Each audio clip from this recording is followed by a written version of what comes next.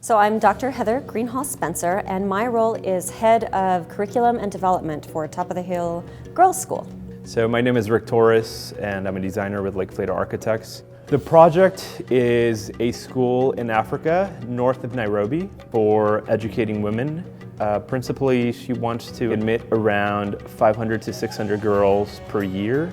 So the curriculum is a competency-based curriculum. So that means that rather than focusing on, have you memorized the following dates, or do you know the difference between an acid and a base? It's really functional. It's what kind of skills do you have? What kind of mindsets do you have? Are you able to understand content, not just from a memorization standpoint, but are you able to use it to solve real problems, to create new solutions?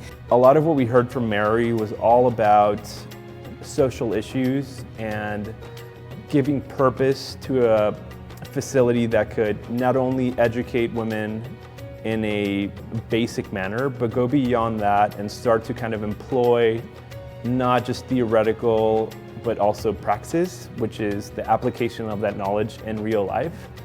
A lot of what we've done with the concept design of the school is to incorporate a lot of outdoor classrooms. We're very concerned with the outside spaces, the in-between spaces. How do you walk outside of a classroom and have the opportunity to then speak with your classmates and sit down at a bench in a park to be able to cross-pollinate ideas and be able to kind of further each other's knowledge. One of the better ways to teach is through projects, through inquiry-based. So you start off asking a question and then you find answers to those questions.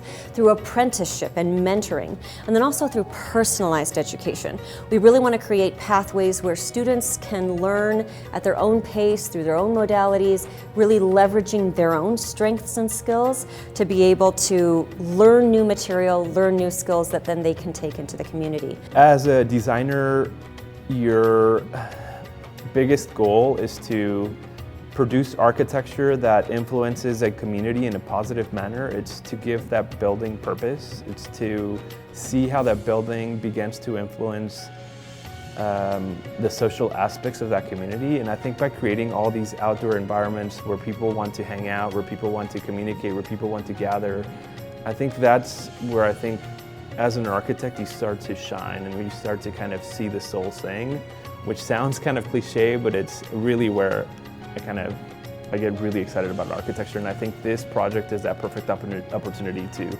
apply all that.